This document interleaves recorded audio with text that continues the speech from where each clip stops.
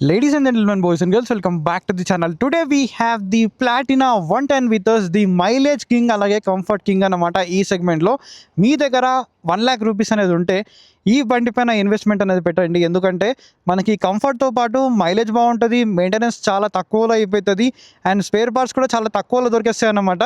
So Splendor ప్లస్తో compare చేసుకున్నా కూడా ఇది one of the best value for money bike అన్నమాట. సో ఈ బైక్ని ఇప్పుడు రైడ్ చేద్దాం. నా రైడ్ ఎక్స్పీరియన్స్ మొత్తం కూడా షేర్ చేసుకుంటాను. Like breaking, suspension, performance, comfort, everything కూడా మాట్లాడుకుందాం. సో లేట్ చేయకుండా ఈ బండిని రైడ్ చేద్దాం. అండ్ ఫస్ట్లీ బండి పైన కూర్చోగానే ఎంత లైట్ వెయిట్ ఉందంటే లిటరల్గా ఒక సైకిల్ పైన కూర్చున్నట్టయితే ఉంది నాకు. అండ్ సీట్ హైట్ అనేది మనకు 807 mm ఉన్నప్పటికి కూడా 5'5" ఉన్న వాళ్ళు చాలా ఈజీగా యాక్సెస్ చేయొచ్చు. ఎందుకంటే బండి టోటల్గా మనకి చాలా సన్నగా వస్తుంది.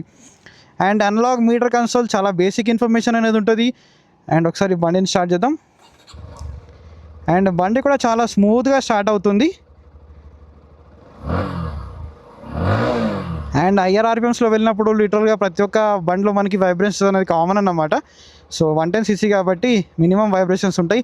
అండ్ దీని యొక్క గేర్ షిఫ్టింగ్ అనేది టోటల్లీ రివర్స్. 4 గేర్స్ కూడా మనకి ఫ్రంట్, న్యూట్రల్ గేర్ అంటే రివర్స్ అనమాట. ప్లాటినా అంటే ఒక ఫ్యూల్ ట్యాంక్ గురించి మాట్లాడితే ఇక్కడ మనకి 11 లీటర్స్ది మెటల్ ఫ్యూల్ ట్యాంక్ అయితే వస్తుంది. అండ్ దీని యొక్క మైలేజ్ అనేది మనకి ఆన్ అండ్ యావరేజ్గా 65 to 75 kmpl మధ్యలో మైలేజ్ అయితే ఎక్స్పెక్ట్ చేయొచ్చు. అంతకన్నా ఎక్కువ కూడా వస్తుంది. మెయిన్గా మైలేజ్ అనేది మీరు ఎలా రైడ్ చేస్తున్నారు అనే దానిపైన డిపెండ్ అవుతుంది కాబట్టి సో ఈచ్ అండ్ ఎవ్రీ పర్సన్కి మనకు మైలేజ్ అనేది చాలా డిఫరెంట్గా వస్తుంది. సో ఆన్ అండ్ యావరేజ్గా మీరు ఒక 65 kmpl ఎక్స్పెక్ట్ చేసి ఈ బండిని అయితే పర్చేస్ చేయొచ్చు. అండ్ ఇక్కడ నుంచి మనం లెఫ్ట్ టర్న్ తీసుకుందాం. అండ్ బండి చాలా అంటే చాలా లైట్ ఉంటుంది అసలు. అండ్ సస్పెన్షన్ అయితే one of the best suspension ఈ సెగ్మెంట్లో. అండ్ పవర్ గురించి మాట్లాడితే సో మనకి పవర్ కూడా చాలా మంచి పవర్ అనేది ఉంటుంది. సో ఎక్కడ కూడా పవర్ తక్కువ ఉన్నట్టు అనిపించదు. అండ్ బ్రేకింగ్ అనేది పర్లేదు. సో ఇది ప్రొడ్యూస్ చేసే పవర్కి మనకు కొట్టగానే బైక్ అయితే ఆగుతుంది. సో మరీ ఎక్స్ట్రీమ్ బ్రేకింగ్ అనేది లేదు కానీ బట్ మనకు కొట్టగానే ఆగుతుంది. ఒకసారి మళ్ళీ ఫ్రంట్ బ్రేక్ పర్లేదు, డీసెంట్ బ్రేకింగ్ ఉంది, కాంబీ బ్రేకింగ్ సిస్టమ్తో వస్తుంది. అండ్ ఇంతకుముందు ఈ బైక్లో ఏంటంటే మనకు ఏబిఎస్ అనేది ఉంటుంది ఫస్ట్ ఇన్ సెగ్మెంట్.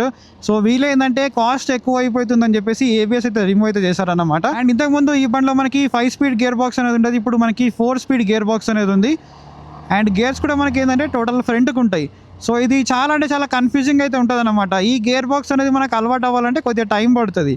అండ్ రెగ్యులర్గా ఈ బైక్ని మనం రైడ్ చేసి వేరే బైక్కి షిఫ్ట్ అవుతున్నాము అని అంటే అక్కడ మనం గేర్ ప్యాటర్న్ అనేది టోటల్ డిఫరెంట్ ఉంటుంది కాబట్టి అక్కడ మనకు చాలా డిఫరెన్స్ అనేది నోటీస్ చేస్తారు. ఇక్కడ వాటర్ అనేది తీసుకెళ్తున్నారా పారేస్తున్నారా అర్థం అవ్వట్లేదు, టోటల్గా కింద పారేస్తూ వెళ్తున్నారు.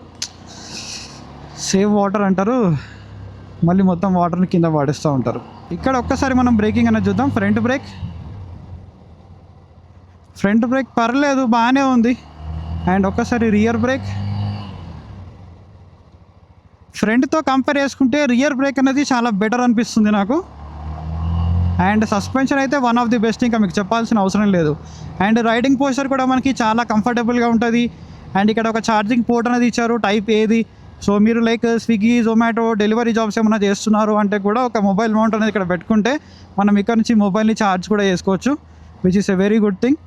సో ప్రతి ఒక్క బైక్లో మనకి ఇప్పుడు టైప్ సి ఇస్తున్నారు, బట్ టైప్ ఏ పర్లేదు, అందరి దగ్గర టైప్ సి అనేది ఉండదు కదా. అండ్ హ్యాండిల్ బార్ కూడా చాలా వైడ్గా అండ్ చాలా పైకి ఉంటుంది. సో మనం అగ్రెసివ్ రైడింగ్ పోస్చర్ అనేది ఉండదు, చాలా కంఫర్టబుల్గా రైడ్ చేస్తూ వెళ్ళొచ్చు ఈ బండిని. అండ్ మళ్ళీ స్పీడ్ బ్రేకర్ ఎక్కించేద్దాం.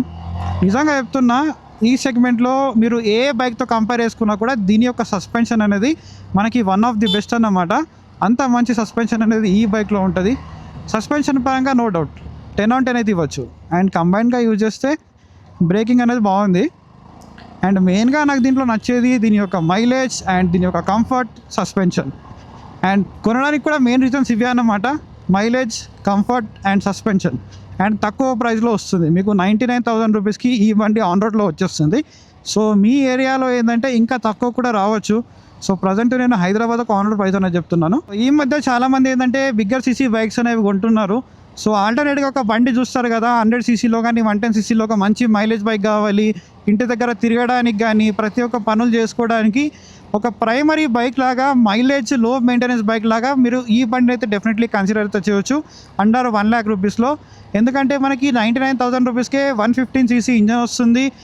మంచి పవర్తో పాటు క్రేజీ మైలేజ్ అలాగే క్రేజీ కంఫర్ట్ అనేది ఈ బండిలో మీరు ఎక్స్పీరియన్స్ అయితే చేయవచ్చు అన్నమాట.